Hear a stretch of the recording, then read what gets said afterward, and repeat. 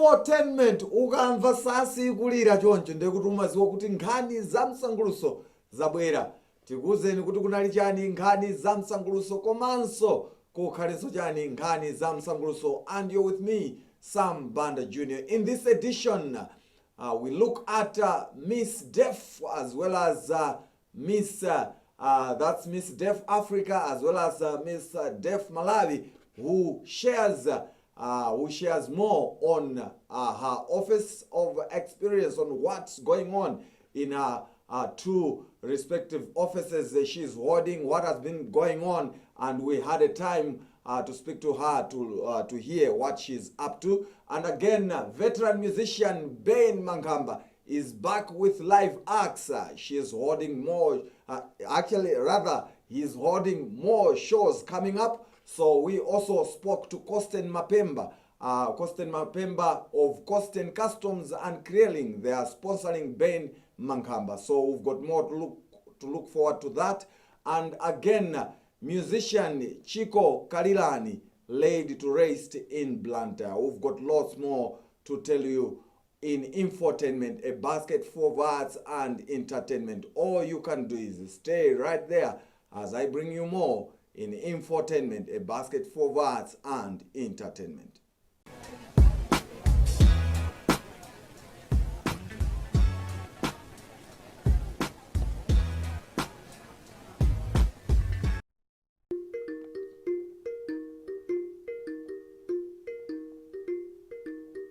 Now, we begin our program with news that veteran musician Ben Mangamba, who is also known as village headman Chingalire, is out with live acts. Actually, amfumu Chingalire yaipakatipa akhala asowa samaoneka ndithu kumbali ya maimbidwe.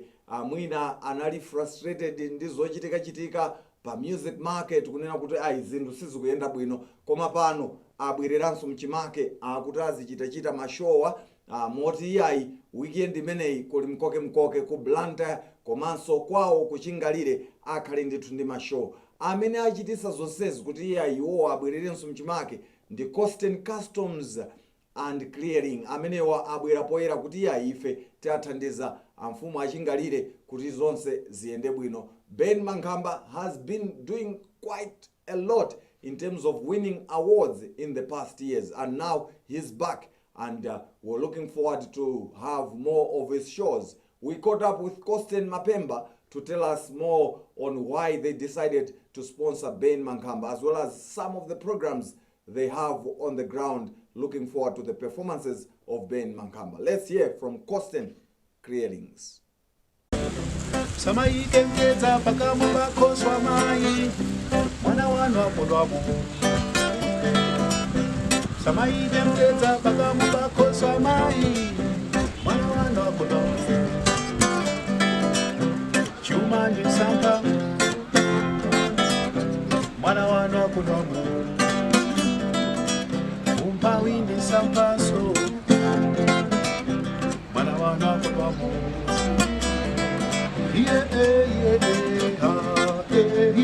Tinalimba mtima pomudziwa kuti kodi Ben ndi ndani. Ndiye changu chathu chinali chokuti sitinankaikire pomudziwa, komanso tinani chikupero chokuti kachaso ogonera ndi amene amawawa bwino. Ndiye tafuna kuti timbweretse pansika, timbweretse pa industry, anthu akumbutse chikali komanso aoneza nyuwani zimene tsopano Ben wabweretsa. Kwa Ben muyembekezerezo kupya zokhwima zakuja zokuti phirikaniro kwa amene amamva music olo stage work akaona kuti imene amaionera kuche music aodija tayichita times 2 kapena 3 chifukwa chokuti wachita trending mokwanira, komanso chifukwa chokuti sopano wakula munzeru zambiri zikuchitika munjira imene amalawi mwina sangayembekezere kuti zikuchokera ku Malawi kuno. Ubale wa ife ndi Ben Mangamba ngati Kosten Customs Clearing ngokuti tigwira naye ntchito kufikira pamene tizaone kuti mwina tatopa kapena iyenso adzanene kuti iyayi munthu ne pa stage sindingapitenso, koma mpakali pano ndikutsimikizira mtundu wa Malawi kuti tigwirana manja tiyenda naye limodzi Ben Mangamba kupita chitsogolo. Mwina chimene Malawi tinenera kudziwa nkuti tikamapanga ma business tatu ting'ono tinenera khalanso ndi udindo owabwenzera Malawi zina zimene anenera kuti aone. oyimba kuti akapezeke pa stage kapena akapenge china chilichonse pamayembekezero pakhale thandizo. Ndiye ife tinaona be kuti titenge kathandizo kochepa timuthandize kupita ku studio komanso timpangire mashow kuti amalawi amudziwe. Andi Malawi tiye nditu tizikhala ndi mtima umafuna nthawi zambiri kuthandiza anzathu amene afuna thandizo ngati kuthekera kulipo. Wani kwacha imapereka kusintha ku nyengo za munthu wina. Uthenga umene ndinaongo kuti amalawi woyimba tiye ndisamadziyang'anire pansi nthawi zonse, mitu yathu izikhala pamwamba kuti ine ndikhoza kuta ine ndikhoza kukwaniritsa. Komanso tisaope kumanka tigogoda mmakomo ma anthu kapena makampani kuti atithandize. In the morning, to beautiful acoustic sounds from people working together in my hometown, my old village town. The sun was shining so bright on the beautiful faces of ladies, smiling African ladies in my home village town, my old village town.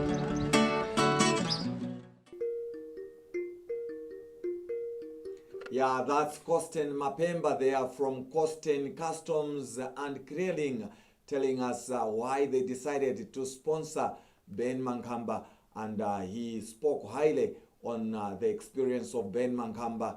That's why they decided to work with him, and they are looking forward to more shows coming up in the near future. But now this weekend they have 3 shows, 1 in Blantyre and 2 in Lilongwe. Remember, you're watching Infotainment, a basket full of arts and entertainment, and my name is Sam Banda Jr. Now, on a rather sad note, the country was dealt a heavy blow, especially in the creative sector, following the death of musician Chiko Kalilani, who died on Sunday. He was laid to rest on Tuesday at Chiswe, that's Chiswe village in Blantyre. We're there as Infotainment, and we attended the funeral service as well as the burial ceremony that's in Blantyre. And we had an interview with Bile Kaunda, who worked at length with Chiko Kalilani in Armageddon Band. We also spoke to Colin Ali, who produced some of the albums which were produced by Chiko Kalilani.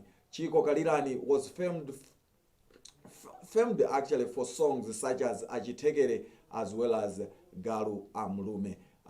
We attended the funeral service as well as burial ceremony that's in Chiswe village, Blantyre.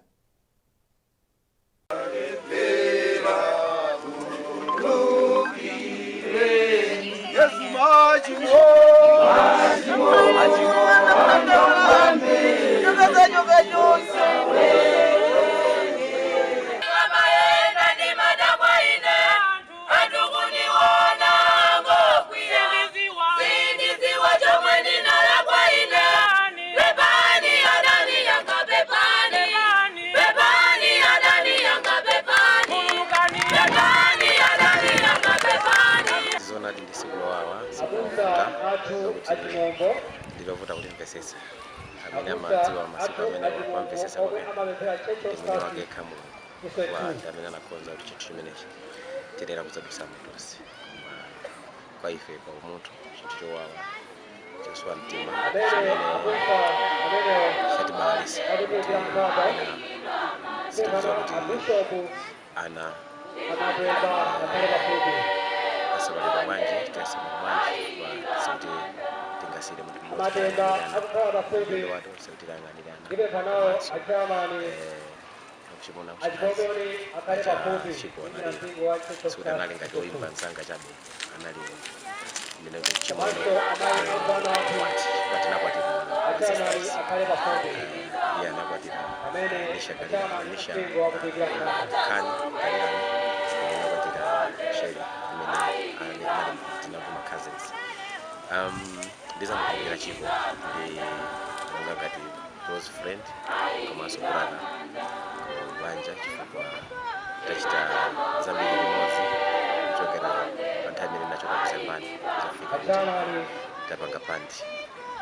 Chiko ndikumbukira kwambiri tachokera kutali limodzi tayimba limodzi amakedo ndi Bile Kaunda ndi maziwana komano titasiyana ndi Bile Kaunda bandi itatha lifopanga zake timakumana benga timafriends timacheza kwambiri kuti sozo kuti pafupi timasowana kwambiri kuti so mmene pano pa Friday lathali tinali limodzi tinacheza mina 6 hours nasiyana Friday nayo pana Saturday ticheza basi mapano kuti siya mbali tisina zokweta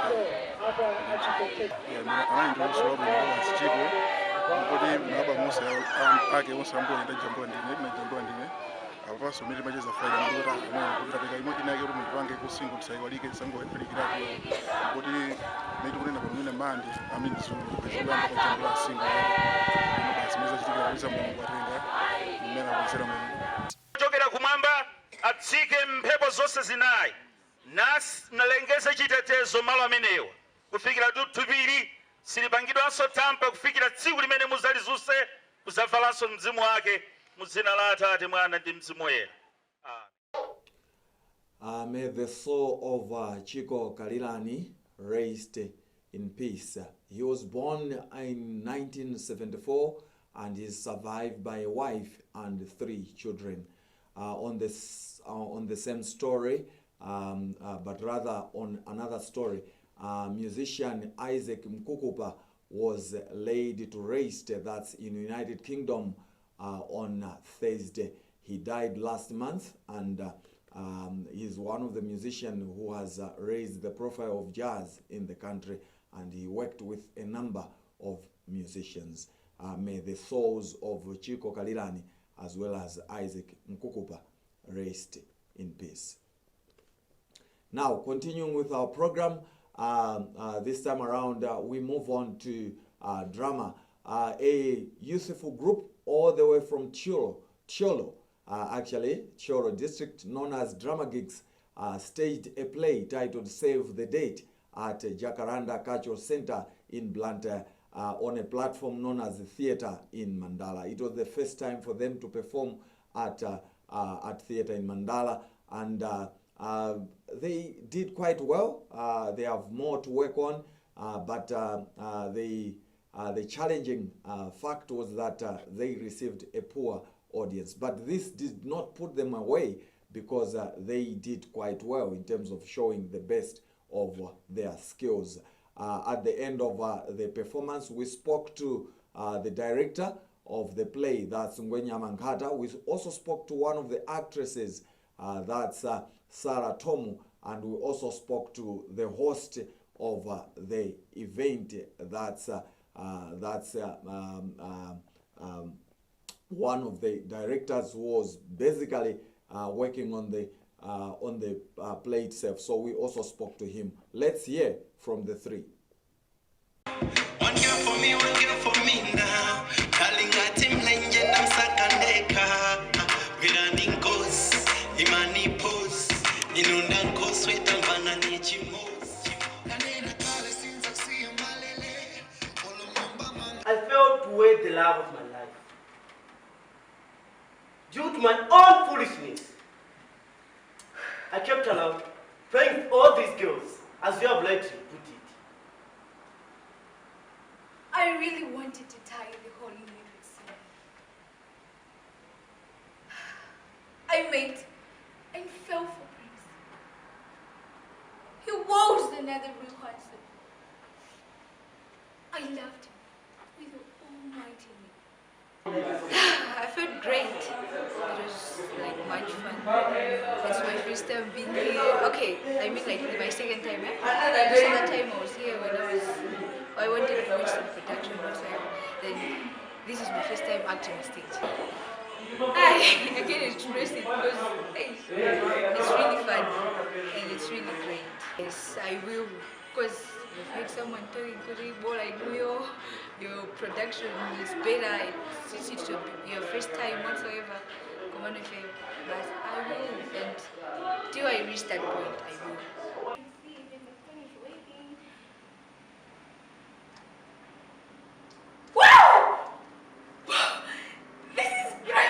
was very hard, but most of what I do is that I take my fear into something that I can use it to bring out something or to bring out the best in me. So I was afraid, but the fear made me to wake myself out. So I brought out this production. Usually what I told them, it was that I told them to believe in themselves, to understand the capabilities they have as a human. So, and I told them to understand the characters I gave them. Please not strike me like that.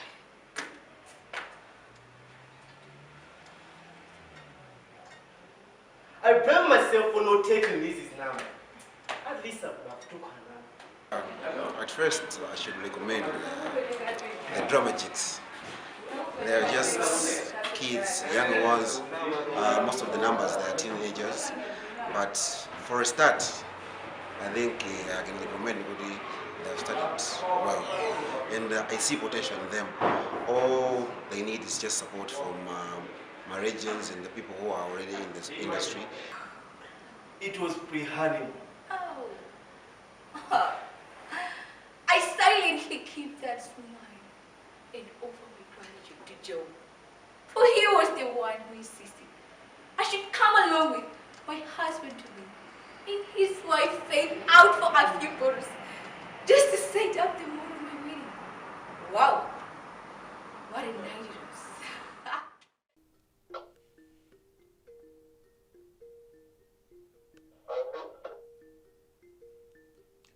Yeah, that's drama gigs from Cholo, staging a play titled Save the Date at Jacaranda Cultural Center in Blantyre. And you heard from one of the actors, Sarah Tomu, as well as the director, that's Ngwenya Mankhata. And you also heard from the host of the event, that's Wiseman Kadzandira.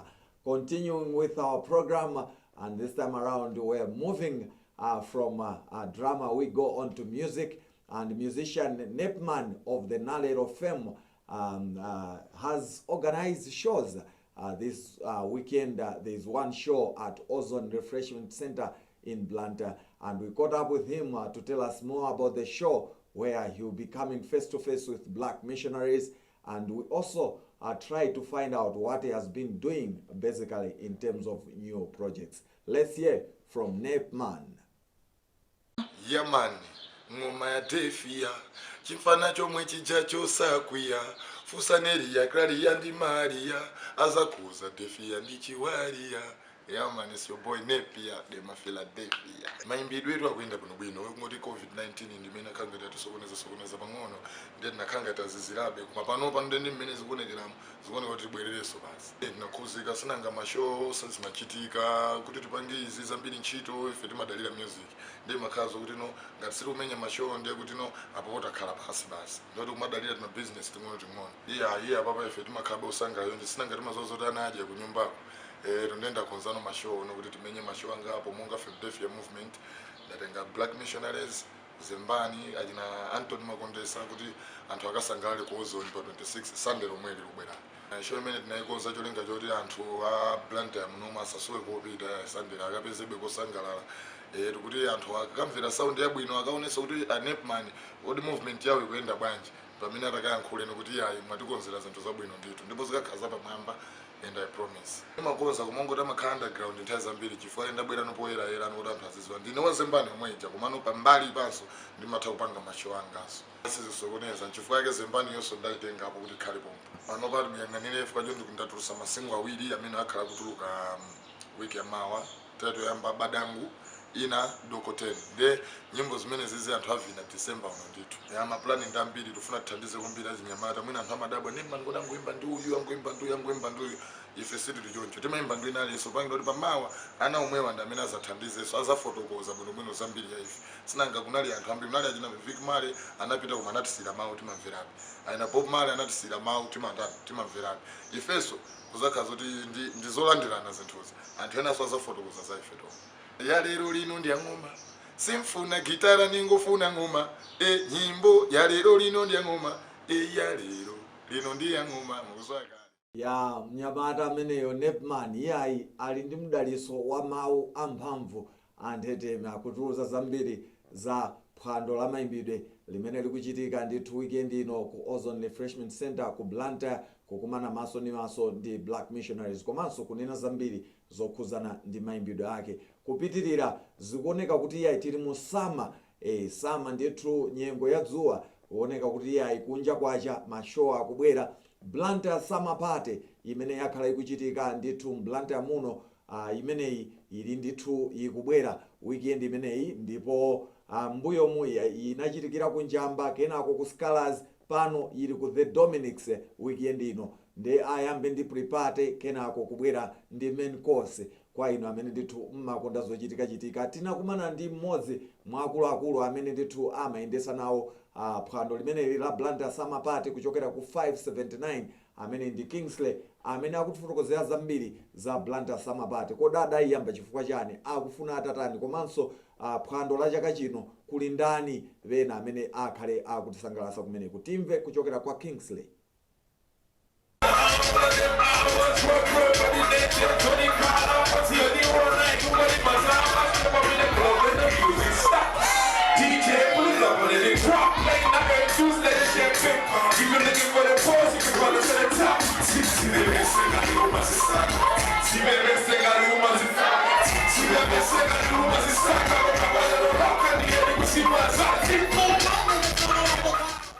Idea ya Summer Party imodzi mwa our goals is kugulitsa Blantyre. Nchifukwa chake mukuona tikusintha malo. In 2019 tinali pa Njamba Freedom Park, 2020 tinali ku Scholars, this year tili ku Dominics. Dominics ni malo anyuwani amene angosegwidwa last year, so we trying to expose malo amene akuti anthu ena amene sakuwadziwa awadziwe ndithu. Chaka chino zimene takonza tayesesa kuti tifaza kuti tipange balance. Balance munjira yonena kuti tili ndi audience tikane kuti gulu la anthu achichepere ndi gulu la anthu achikulire. Tinde tayesesa kuti tikhale ndi anthu oyimba magulu nsewa. Tindi gulu la achinyamata oyimba ngati Ewo Njuchi amene abwera kumene pa music scene amene tikuganiza kuti apanga fusing mu gawo lathu la oyimba achinyamata. Ndeti ndi nkhalakale ndithu mu nyimbomu oyimba ngati achina Nepman amene watukhupira zoti amene apanga fusing mu gulu la anthu oyimba anthu akuluakulu. So anthu ayembekezere balance ndithu ku zonse ku oyimba achinyamata pana kuyimba anthu achikulire. Izizi ndikukhupira zoti zibweretsa chisangalalo kwa anthu onse. Chaka chino tapanga zinthu mosiyana munjira yonena kuti pre-party ikupereka mwayi kwa aliyense amene amatsatira Summer Party kuti atha kubwera ndithu kubwera kudzakumana ndi anthu oyimba. Udzakumana nawo ndithu pamaso kaya kucheza nawo ena kutenga zithunzi chizungu timati ma selfie. Tili ndi tikukwangula ndithu. Tikukwangula show yonse kuyambira 10 pana 10 pm. So this year show imene ikatha anthu ayembekezere zinthu zonena kuti performance yonse imene ilipo yapangidwa sponsor ndi ma sponsors osiyana. Mwachitsanzo performance ya Hyphen amene timati yankee yapangidwa sponsor ndi Amaka Dealers. Zimene zibweretsa chiyembekezo zonena kuti show imene ikamatha anthu adziwanso anthu ena amene akuthandiza ndithu mu music industry kumayi kuna amene osamadziwa komanso anthunso amene akugulitsa zinthu zawo aja akhazo diso nawonso adziwika ku mtundu wa Malawi. Komanso oyimba ino ake apanga benefit kwambiri because apa panzonena kuti they are being sponsored. Show performance yawo inayonse is being sponsored, so they are going to benefit in both ways. Kunena kuti kwa ife ngati ma partners komanso kwa ngati ma sponsors amene akutani akubera kuzapanga sponsor show imene. Uthenga amene ndinawo maizo ndinena kuti sama yafika nyengo tentha yafika. Summer Party ndi nthawi yosangalala. Amalawi tatene tibwere ku Blantyre Summer Party. Cholinga chathu nchogulitsa Blantyre, luso la Blantyre, malo a Blantyre. Tabwera ndizaone fazo kuti kuli zochitika zosiyana ngati mpikisano osambira, kuli mpikisano okudya ndi kumwa.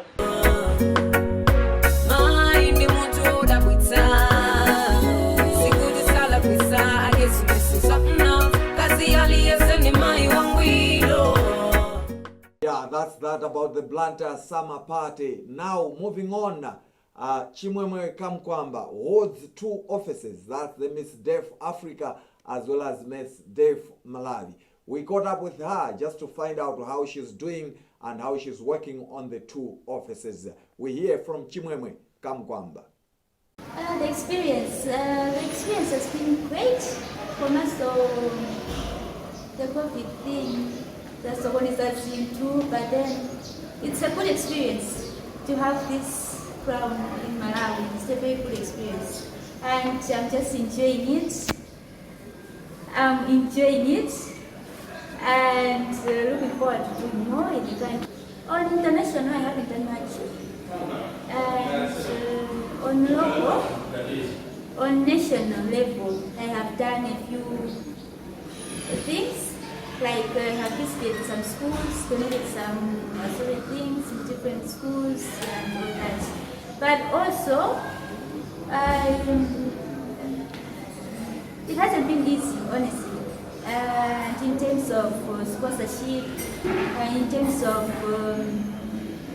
being able to go out there and to be able to deliver what I have to deliver, it hasn't been easy.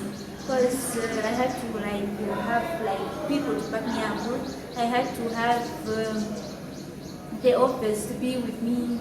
I had to have I just needed so much, so it hasn't been easy. But then I'm getting by, and I'll get there. Okay, yeah, I'll be traveling this month. To Zimbabwe. There's an event, Travel and Tourism Disability Expo Awards. So I was named the brand ambassador for Paper Science, and so I'll be traveling there to be part of the event, which will take 3 days, 28th, 29th, and 30th in Zambia. So as also we are celebrating this month awareness, this month for the deaf community. Soon we'll be celebrating the Deaf International Day, Sign Language Day, and Deaf Week. So I'm excited, and I just need the country support. Because I'm doing this for me, I'm doing for the country, I'm doing for everyone else. I just want to encourage people to keep supporting us, because we can't do this on our own. Like we had an event about all shades, and that was a wonderful thing. Seeing disabled persons being recognized for their talents and being supported, that was a wonderful thing. And I just want to encourage organizations to keep on doing this, showing the disabled persons such support so that they can be able to achieve more in life. Kwamba telling us more about what she's doing in her 2 offices. On that note, we've come to the very end of Infotainment, a basket full of arts and entertainment. I hope you've enjoyed what I brought unto you. My name is Sam Banda Jr. Back to some AOBs. Hybro, a movie by Charles Mundali, is premiering this weekend at BICC in Lilongwe, as well as Icon Theatre in Blantyre. Mzati is at Amaladies Hotel in Blantyre. That's on Saturday. National Theatre Association of Malawi in TAM has elections this weekend, and they are electing new office bearers. Onesmus is also performing on Sunday at Lilongwe Golf Club. That's in Homecoming Show. And in Zambia, a film known as Fatsani, A Tale of Survival, is also premiering in Lusaka, Zambia. And we finish off with the news that musician Tigrin as well as Patience Namadingo, they are in South Africa where they are holding shows. As I said, my name is Sam Banda Jr. I'll finish off with Hax Momba and Jime Chirombo as well as the Jews. They have got some projects working on, coming with so many projects. My name is Sam Banda Jr. I'm out of here. Ciao. Ricky Skanky.